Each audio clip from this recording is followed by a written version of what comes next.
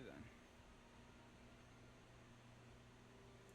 Hello, ladies and gentlemen, and welcome. You have found the Gamer Social Club podcast. I am your host, Nathan Lockhart, aka One Hot Dragon, and I am joined by none other than the whore for horror, Frazier, aka F Bomb, aka F Bomb Gaming. How are you, buddy? Mate, I'm beautiful.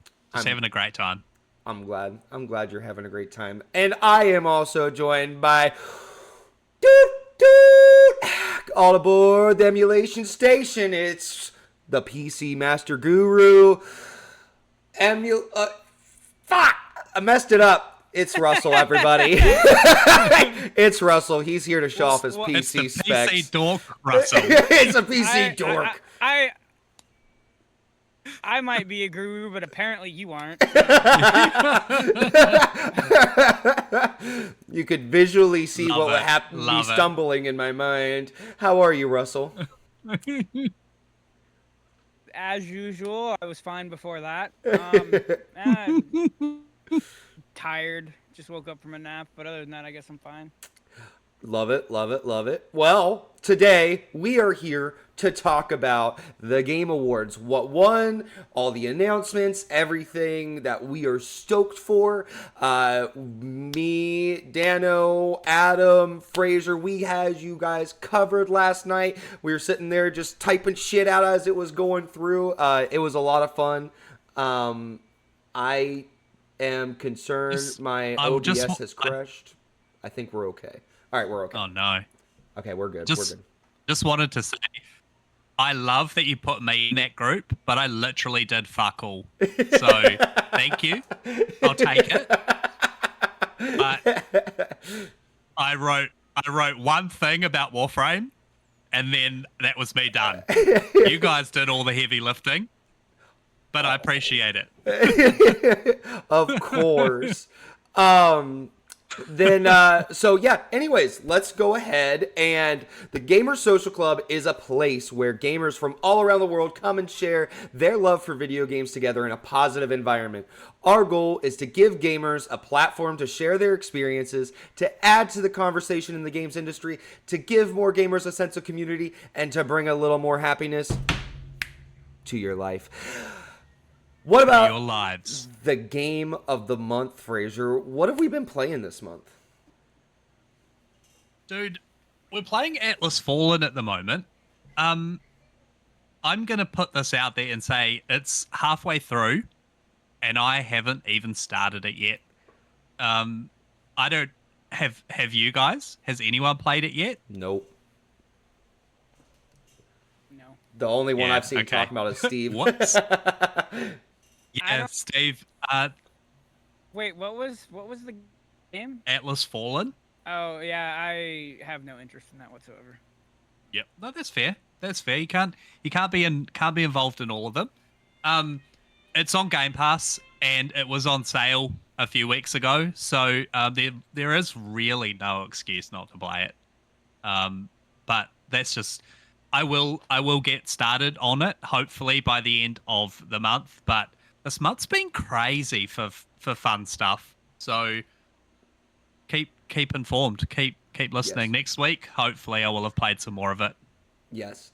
I'm kind of hoping that we can go ahead and figure out what the upcoming Game of the Year on my brain. I'm kind of hoping we figure out what January's month is looking like ahead, like here fairly soon whenever we do our Game of the Year awards. That way we can talk about it there and what we're going to be getting into. My vote's going to be Suicide Squad, even though they're shutting it down, because I kind of want to get into that. That's the perfect thing, because it was like, I think I paid $5 for it. Yep. Just last week. Same. So I've got it. I know a bunch of other people grabbed it as well. And the best part is it's getting an offline mode. Yep. So it doesn't... whether that means that we won't be able to play together, like whether it's completely offline and we're only going to be able to play solo, or we might be able to join up. I don't know. We'll have to wait and see. But yeah, I reckon Suicide Squad might be a goer. Yeah, I would What love do you that. reckon, I mean, Russell? You especially, interested in it? yeah. Played a little bit. I think I got like 20 or 30 minutes into it. They gave it away for free on Epic Games over the summer. Yeah. So I've played a little bit of it. It wasn't like awful, but it wasn't like awesome either. So I just like checked out. I wouldn't mind getting back into it, or trying to, if we're doing it as a group. As far as it like being discontinued, my guess is they'll do season 4, and then they'll keep the online supported minimally for probably like, I don't know, 6 months to a year, and then they'll probably put it on the chopping block. Would be my guess. Yeah. Especially with the announcement of an offline mode, I think it's inevitable at this point. But Suicide Squad is not the game of the year. It's Sophie the Echo. Damn it! We're here to talk about Sophie Fuck the that, Echo. that goddamn. Fuck that goddamn game. Oh, man. that's amazing. That was like one of the highlights of my I week love the reading fact your that article. it's Yeah, review is up on the website. If you want a good laugh, I'd suggest checking it out. What would you guys say? The lowest score on the Gamer Social Club website so far? I think so. Well, the Yeah. fact that we didn't have an image for the score being so low, Yep. was quite funny. Yeah, that was what was funny, because like I told you, I was like, I think the only reason it hasn't been posted is because we don't have an image yet, because we've never had to give out a 1.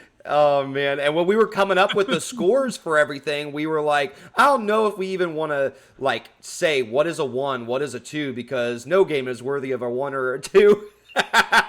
So we know now. One is Turns out they are. yeah. If you want to know what a 1 is, read that review because it's barely a game. Oh man! Hopefully we'll get into that later. So we've actually, yeah, I'm hoping to play Suicide Squad because I mean, dude, the fact that this is their last season and it's Deathstroke, probably the closest thing to a AAA Deathstroke game I'm ever gonna get. So that's what I really want. Okay, so let's go ahead and get into this. Let's talk about the most useless news segment. Fraser, do you remember why it's the most useless news segment? Well, Nathan, if you followed us at any of our social media outlets or accounts or whatever you want to call them, you'd already know all the stuff we're going to talk about today anyway. So, Twitter, gamer_S_C.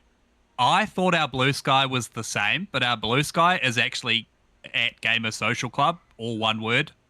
I love that. I love that so much. And yeah, just gamersocialclub.ca for all of your reviews and news and all the other fun stuff that we get up to. Sweet. So that's why. Thank you kindly. I actually need to join Blue Sky. I'm still not on that. So today, if you are watching on YouTube or watching on Spotify, because you can do that. Also, you can like and comment and share on Spotify as well. So you know, just the more you know.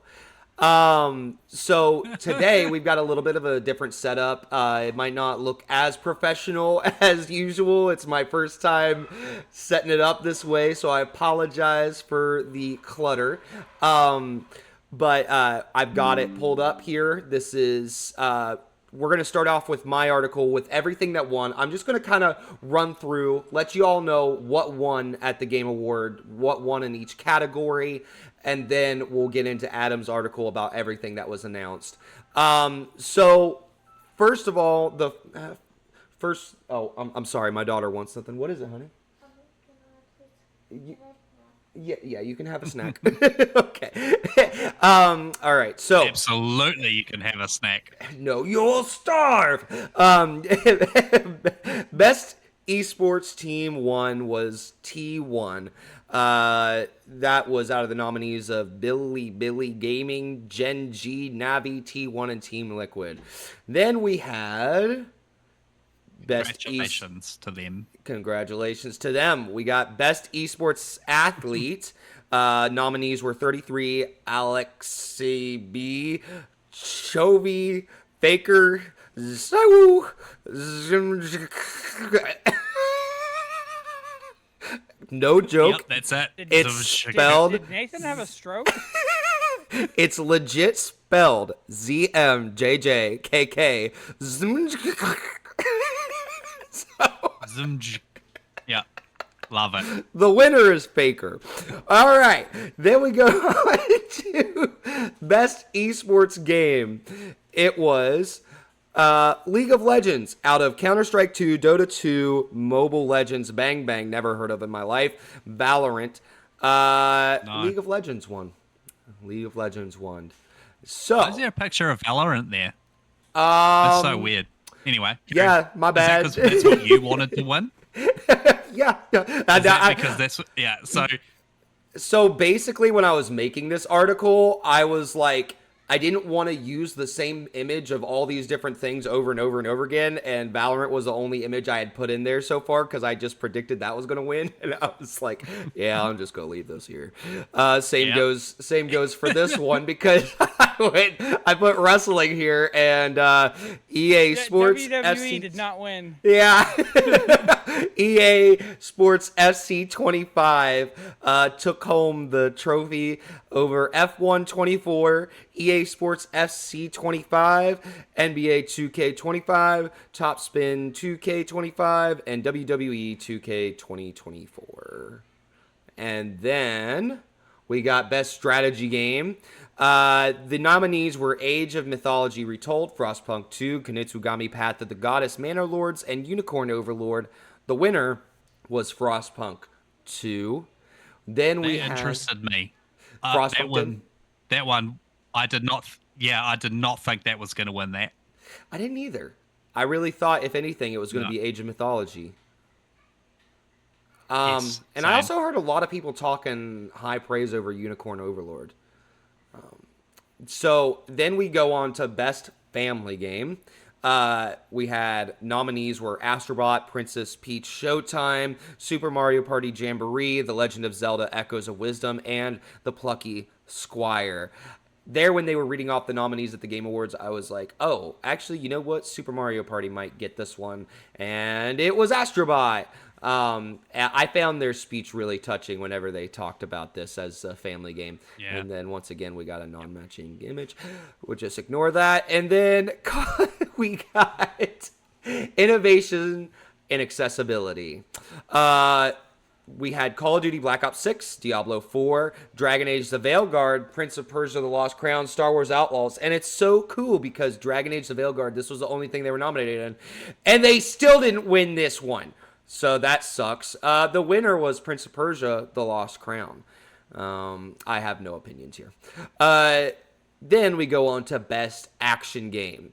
Black Myth Wukong, Call of Duty Black Ops 6, Helldivers 2, Stellar Blade, Warhammer 40k Space Marine 2. The winner was Black Myth Wukong. Then we moved on to Best Fighting Game. Dragon Ball Sparking Zero was a nominee. Grand Blue Fantasy vs. Rising, Marvel vs. Capcom Fighting Collection, Multiverses, and Tekken 8. And Tekken 8 took home that win. Then we go on to Best Role-Playing Game. Winner was Metaphor ReFantasio. I'm doing this backwards. Dragons Dogma 2 was the nominees. Elden Ring, Shadow of the Erd Tree. Final Fantasy VII Rebirth, Like a Dragon, Infinite Wealth, and Metaphor ReFantasio. Then we got Best Action and Adventure Game. Astrobot, Prince of Persia The Lost Crown, Silent Hill 2, Star Wars Outlaws, The Legend of Zelda, Echoes of Wisdom. And I'd like to point out that when we talked about our predictions, Russell was the one to say Astrobot fit this best when looking at the description of what classifies as an action adventure. And I was like, so Russell, that was a good catch. Then I don't think a few of those belonged in there, but yeah, absolutely. We had that. We already had that conversation. So right. We got most anticipated.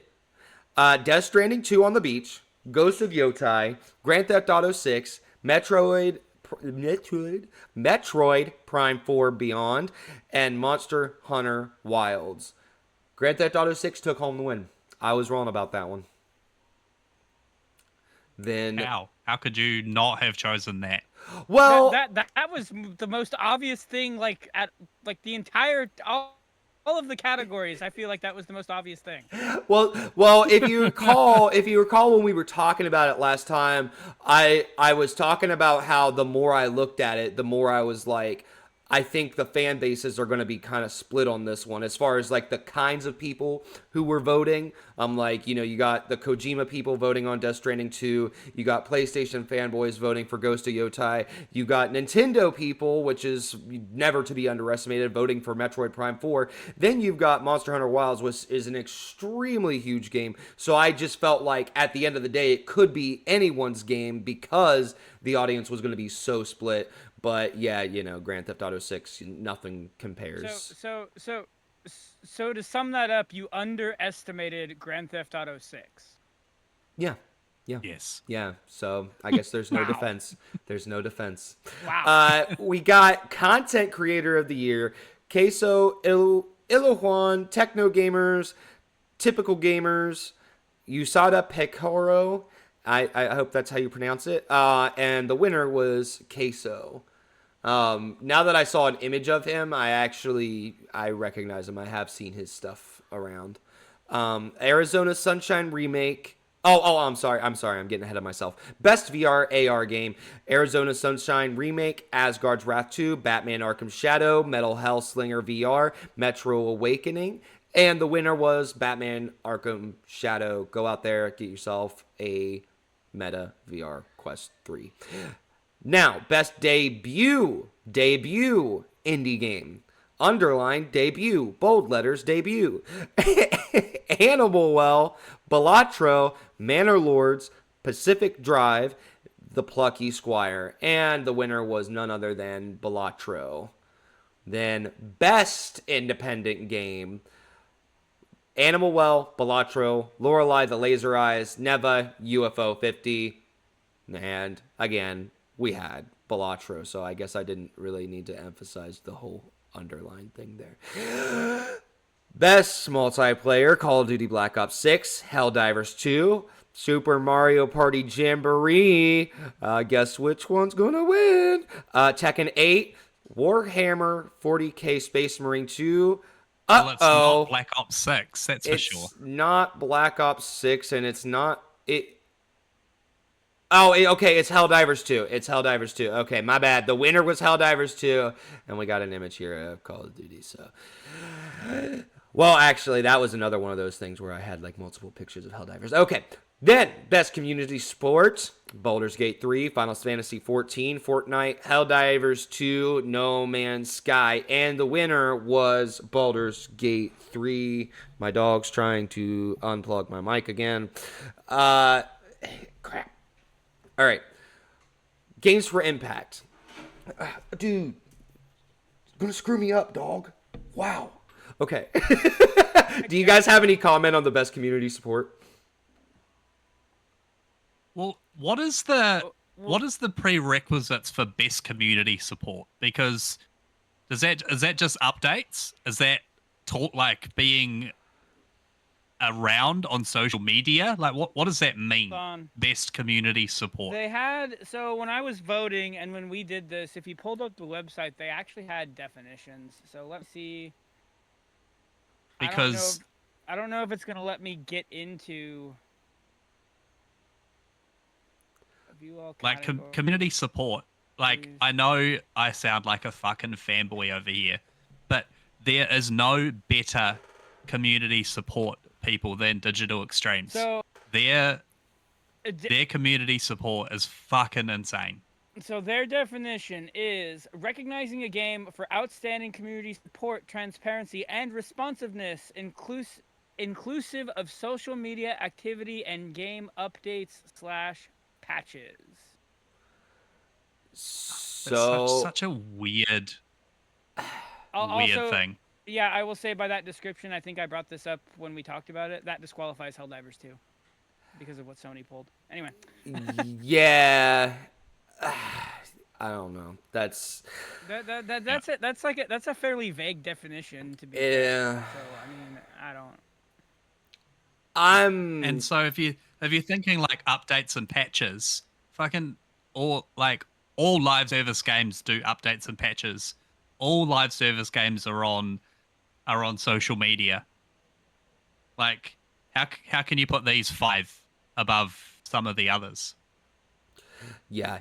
I just don't I get it. I don't Anyway, know either. Yeah, that this category confuses me as well. And like I want to talk on it, but my issue is that I'm not deep enough into these following these specific developers, and also I'm not a consumer of multiplayer games like these ongoing games enough to be like take notice of the comparing Bungie support to I don't know, epics over Fortnite. You know what I mean? Like, it's like I know what's going on. I know, hey, yeah. new things are coming to these games, but I'm not following it closely enough to know about the stuff with Helldivers 2 that Russell's talking about. But yeah, let's go ahead and then the games for Impact. Yeah. There was Closer the Distance, Indica, Neva, Life is Strange Double Exposure, Senua's Saga Hellblade 2, and Tales of Kanzara Zhao. Neva took home this win, and I could not be happier about that one. I was kind of hoping that if it wasn't Neva, it was going to be Hellblade 2. So happy it was Neva. And I'm also glad that that's just even a category to begin with. Next, we got the best narrative winner, Metaphor ReFantazio, going backwards again. Final Fantasy VII Rebirth was the nominee. Like a Dragon, Infinite Wealth, Metaphor ReFantazio, Senua's Saga Hellblade 2, and Silent Hill 2 were the nominees. I'm sure there's a lot of ReFantazio fans out there that was happy about that. The best TV adaptation from video games to TV. There was Arcane, Fallout, Knuckles, Like a Dragon, Yakuza, and Tomb Raider, Tomb Raider, Tomb Raider, The Legend of Lara Croft. That was my imitation of Dubstep Party, like an absolute rager. You know what I mean? The winner was Fallout, clearly. Then we moved on to Best Audio Design. Russell, you called it again. It was Senu. You were right. I was wrong. Senua's Saga Hellblade 2 was the winner of this over Astrobot, Call of Duty Black Ops 6, Final Fantasy VII Rebirth, Senua's Saga Hellblade 2, and Silent Hill 2.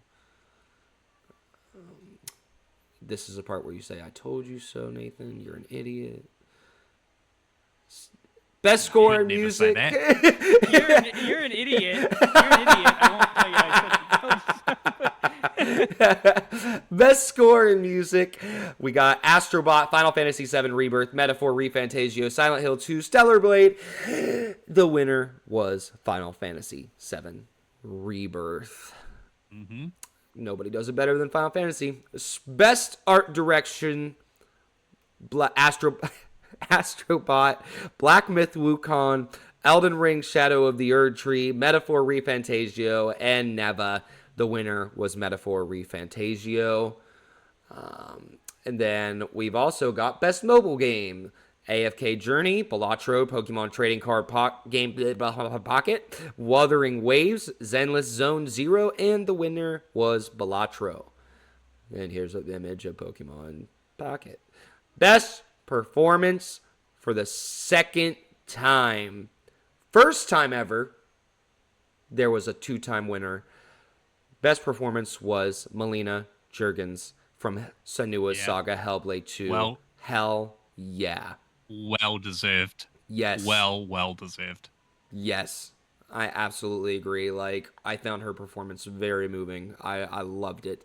And then the people she was up against was Brianna White from Final Fantasy VII Rebirth, Hannah Tell, and Life is Strange Double Exposure, Humberly Gonzalez from Star Wars Outlaws, Luke Roberts from Silent Hill 2. And then we've also got Best Ongoing Game. Destiny 2, Diablo 4, Final Fantasy 14, Fortnite, Helldivers 2 was the winner. Russell, just go ahead. Go at him. Get him. What? Helldivers. I mean, Fortnite wasn't the winner. Nope. It Nope. was Helldivers. That's what you. I'm sure Yeah, you said no. Fortnite. Oh, no. I said the winner was Helldivers. I said Fortnite, and then the winners was Helldivers. Oh. My bad. But Russell, Gotcha. yeah, Yeah, no, well, okay, let's go back to the fucking Game Awards website here and see what they actually say for the definition. But I think, to me, ongoing game implies that it's been a while. What do they actually say? Awarded to the game for outstanding development of ongoing content that evolves to player experience over time. But they don't really give a definition of what that, like, ongoing... it feels like to me it should... Also, it should be a time thing. Like, it needs to be older than like a year. Yeah, I think so. And Nathan, I'm not going to get into the weeds about it. What went on with Helldivers 2 on PC was that a couple of months after launch, PlayStation tried to require the PSN login on PC, and it went from like an 85 or 90% approval on Steam to like 18%. The community was not happy. And so for best ongoing with an unhappy community. Yeah, that makes sense. But anyway, they've since walked it back. It's still not available in a bunch of countries for some reason, but we won't get into that. I have a lot to say about that, but yeah, I know. Well, that was the thing is before we got into this, I was like, guys, we're just gonna run through all these different winners, and then we'll go back. But I'm like, some of these, I'm like, I'm not gonna remember to come back to best ongoing game. It's okay. So now we move on to best game direction. We had Astrobot, Balatro, Black Myth Wukong, Elden Ring: Shadow of the Erd Tree, Final Fantasy VII Rebirth, Metaphor ReFantazio. If Shadow of the Erd Tree was going to win any of them, it was probably going to be this one. It was like, at least that's what I would have thought. But the winner was Astrobot again. Then we had community pick. Zenless Zone Zero, Black Myth Wukong, Elden Ring: Shadow of the Erd Tree, Wuthering Waves, and Genshin Impact. And the winner, 100% by votes, was Black Myth Wukong. And then, finally, lastly, the game of the year. We had Astrobot, Balatro, Black Myth Wukong, Elden Ring: Shadow of the Erd Tree, Final Fantasy VII Rebirth, Metaphor ReFantazio, and the winner was Astrobot. We are ending this segment at that, and if you guys have anything to add other than Astrobot was worthy of this, then we go ahead and just move on. Fraser, shut your mouth! Okay.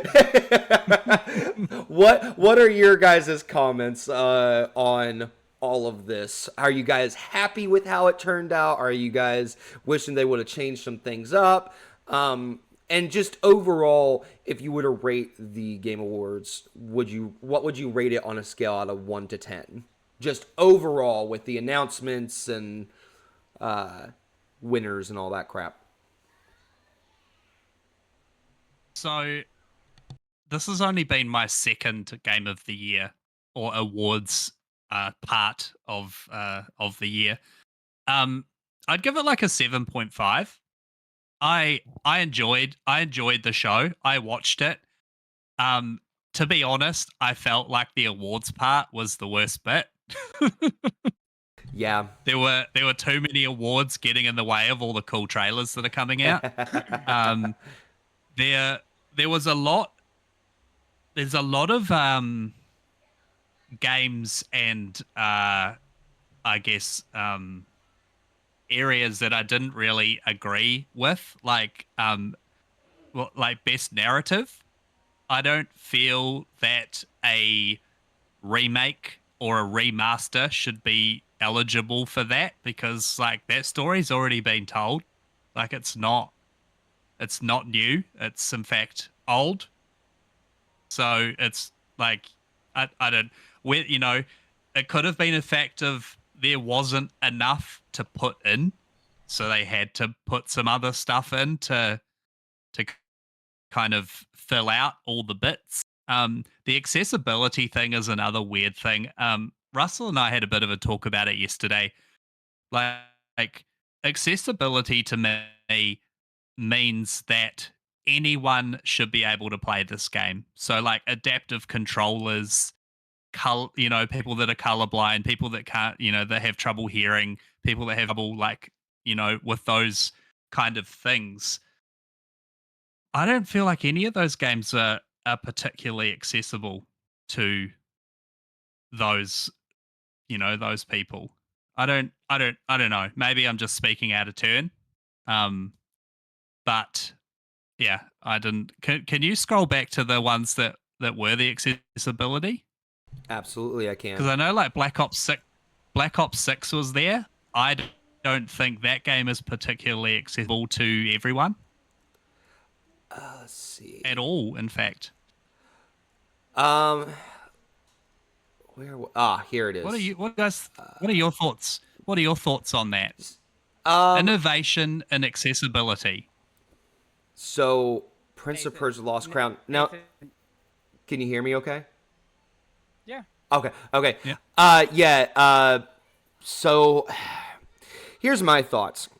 When it comes to this topic, just me personally, I don't like to speak on things that I can't speak on behalf of. You know what I mean? I don't have any disabilities that are keeping me from playing video games. And so then it's like for me to sit here and be like, oh, like, I feel like Star Wars should have got this one. It's like, I'm in that same realm as you. It's like, I don't really know. All I know is like whenever I watch people like, oh no, what's his name? The blind gamer. That's a part of his name. I'm not just saying. I'm not just trying to sit here and be like, the blind gamer. Like it's something the blind gamer. He goes on kind of funny quite a bit and stuff. Like he's a guest on there, and he was even like put on an advertisement in Town Square. He's got a very important voice in the gaming community, and I think people like him bring in great input on stuff like this.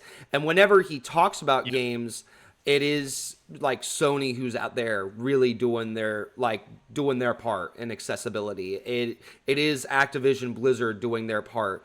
Dragon Age of Veilguard I actually would have thought would have taken this, not even so much for that purpose, but mainly for the what they were able to do with PC and the fact that it was so well ported and the fact that they had all these different settings and the way, like, I've never seen such an in-depth settings in a game. I mean, maybe I'm, blanking on some games, but it's very, very in-depth. That's why I really thought that was going to be a no thought. Like, yeah, definitely going to be Dragon Age. But I haven't played Prince of Persia: The Lost Crown. Maybe it's just one of those games that is... I don't know what their options are. I didn't play it, so it makes it even harder to talk about. But I have played Black Ops 6, and I have played Diablo 4. And even with both of those games, I agree with you, though. I feel like Call of Duty Black Ops 6, it's kind of, I don't really feel like that's exactly accessible for just anyone and everyone. I think anytime you get into the competitive shooter arena, you're going to have a hard time with that topic. What are your thoughts on it, Russell?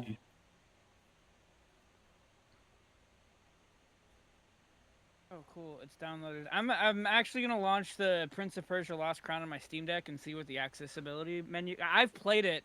Obviously, it's on my Steam Deck. I don't remember it being super in depth, but I'm not colorblind. I'm not missing hands. I'm not missing eyesight. My eyes kind of suck at times, but I'm not like blind.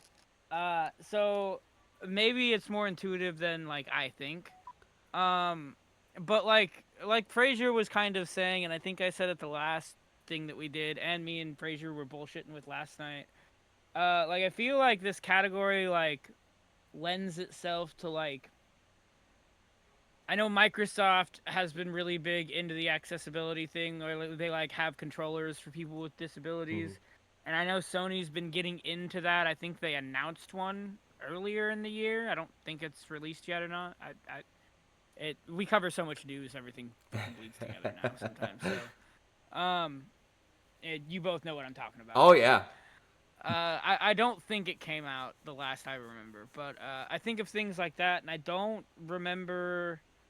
Like, I don't flip through those modes a lot, but I know God of War 2018 like had some colorblind modes and stuff like that.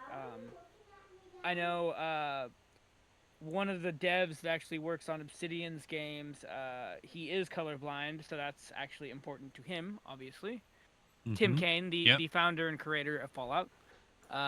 Anyway, he's actually a contract worker with Obsidian. But anyway, so I think of stuff like that. And again, I don't remember. Oh, yay. Never mind. I'm probably not going to be able to get into that game. It says connecting to Ubisoft Connect, and I forgot about that. Yeah, my screen just went black. Perfect. Great.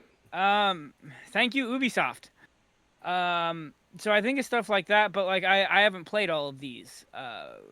It sounds like Call of Duty doesn't really have a whole lot of anything. As far as that goes, what were the other ones? Diablo 4, Dragon Age, Prince of Persia, and Star Wars. So with Diablo 4, you guys are better at this than I am. I played a lot of Diablo 4 in the first few months it was out, and I don't really remember. But I know it's been over a year, closer to 2, like a year and a half. So maybe things have improved on that front. I don't really know. Well, you know what? I say with Oh, I was just going to Carry say on. when it comes to Diablo 4, something that hit me as soon as I was done talking was the fact that I actually was at one point not able to use my right hand because I had like just had surgery, and so I wasn't able, like, while I was incapacitated, like, it was extremely painful to use my right hand to even play video games. So I actually was able to play Diablo 4 with one hand because I was able to format every single button to whatever I wanted it to be, and it did not hinder me at all from playing the game. And that was the only game I could play. So that is one thing I can say as far as like accessibility and my experiences with this stuff. Diablo 4 is great for that. So I am again surprised that it wasn't picked. Yeah, there's a few. I can't remember the names of games now, but there's like accessibility options that you think like automatically completing quick time events and automatically jumping over ditches and things like that do help people that are disabled. Like you said, like you with your right hand being hurt, you couldn't mash B to complete a quick time event. Like, and the fact of being able to automatically complete that, I think that was Cult of the Lamb. Cult of the Lamb had some great accessibility stuff on it. I don't know if you guys remember playing that much, but yeah. But yeah, anyway, we've talked about this for quite a while now, so let's move on. Yeah. But I just it's just something that stuck out to me. Yeah. Do you guys want to just go ahead and move on to the announcements, or what are your thoughts and feelings to wrap this one up? Anyways, what are your thoughts and feelings on the actual game of the year? I feel like there were a couple of people that missed out. Like I feel like Metaphor ReFantasio had such a huge impact on the gaming community. Same with Balatro. I feel like Black Myth Wukong had too many performance issues for it to be able to win. Astrobot is just shit. Nah, And no, I've never played it. I will play it. Yeah. But I'm just not a platformer. I'm just not a platformer guy. I know that again, Astrobot came on the scene and everyone raved about it. It got phenomenal reviews. I don't think it sold very well. I don't think very many people bought it though. There was like 2 million. I'm wanting to say is what it was in November. We actually covered this a couple weeks ago on the podcast. I think it was 2 million. Right. So that's, compared to however many Black Myth Wukong sales there were. Yeah. But anyway, sales doesn't matter. It's all about review scores, and Astrobot got phenomenal reviews, but they all in fact got phenomenal reviews. Yeah, Um, they all really did. it really could have been anyone's game, to be honest. But here we are. Astrobot won. I'm extremely happy for the creators of Astrobot. It's a fantastic thing for them. And hopefully that's just going to bring on more. Yeah. What are your thoughts, Russell?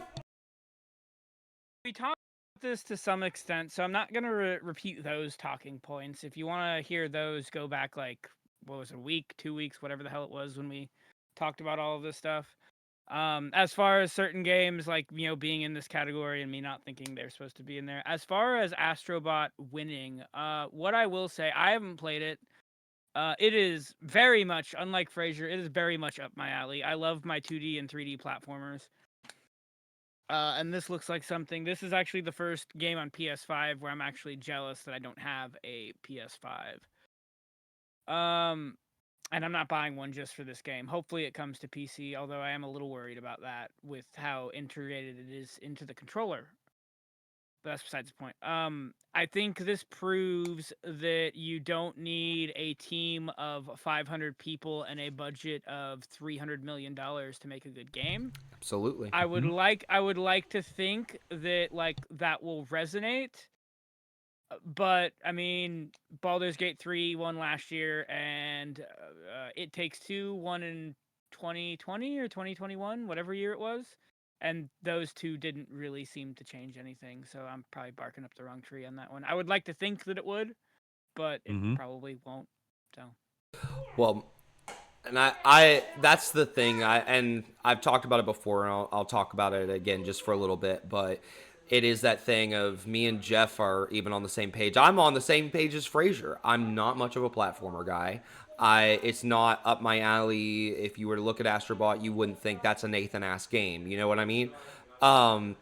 In fact, if anything, it'd be Black Myth Wukong, and I'm actually really upset that I haven't played it yet. There's too much. I mean, I'm upset that I haven't played Silent Hill 2 yet. Like, I played just a little bit of it. Like, you got me pumped up. I bought it. I played it for a little bit and then, had to move on to other stuff because of the website and stuff.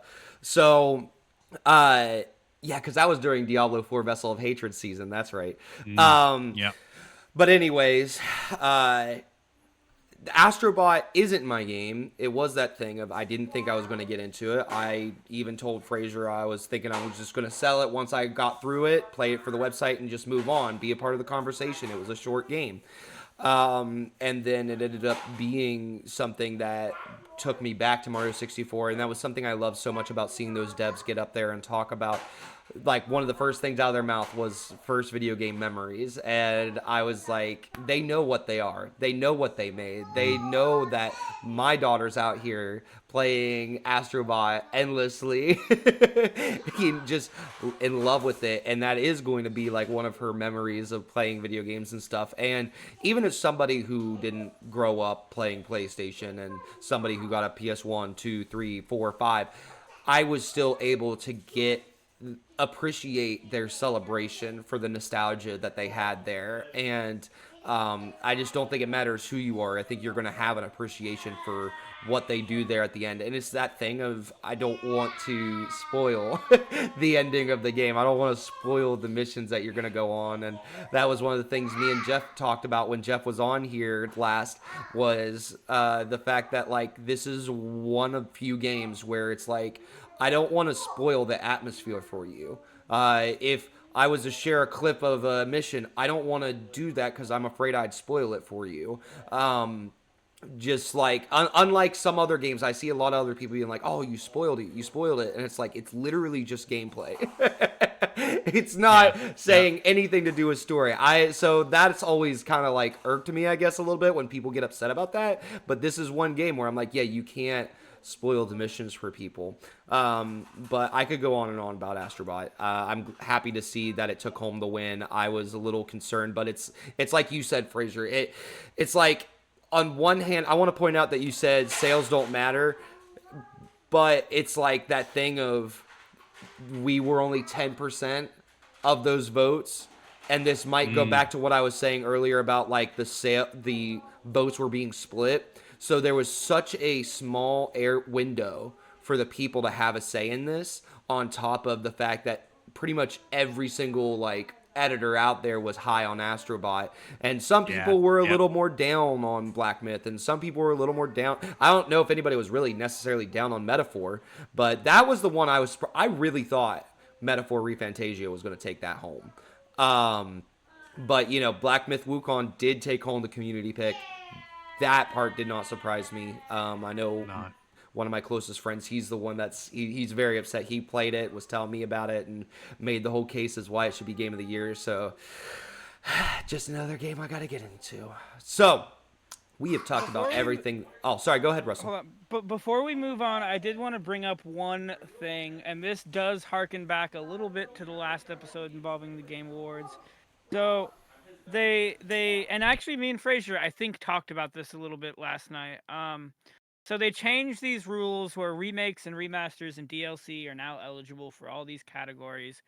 And Shadow of the Erdtree was nominated in all these categories, and no one voted for it, or not enough people. So why did we break this rule? Like, why did we? Why? Like, it didn't do anything. So that's a topic that I would really love to dedicate an entire episode to episode 2 at some point, because I want to have a conversation on what classifies a game as a sequel. To play devil's advocate, and I'm not agreeing with the fact that it should be in the Game Awards, but to play devil's advocate, what classifies a game as a sequel? Because then we look at games that are, okay, let's say Halo 1 from Halo 2, it's like, okay, it's essentially the same game, but they added some stuff. Well, then you look at Shadow of the Erdtree, it's the same game, but they added some stuff. So what's the differentiating opinion? That's just to play a devil's advocate again. Personally, it's like, well, the fact that I need to own Elden Ring to get into this. I need to play half of Elden Ring to get into this. Not anybody can just pick it up. This isn't Halo 2. You can buy Halo 2 and not own Halo 1. You can't do that with Elden Ring. Yep. So I don't get it. But whatever. We can talk about that later. I just wanted to bring it up. It seems stupid at the time. It seems even dumber now, because you'd think they would be opening it up, because so many the argument was so many people wanted to vote for it, and evidently that didn't happen. Yep. Absolutely. Yeah. So I'm just now getting ready to get into the everything announced. We are at 48 minutes. Not bad. So do you guys just want to go to the old format for this one and just go through, or do you guys want to stop recording, try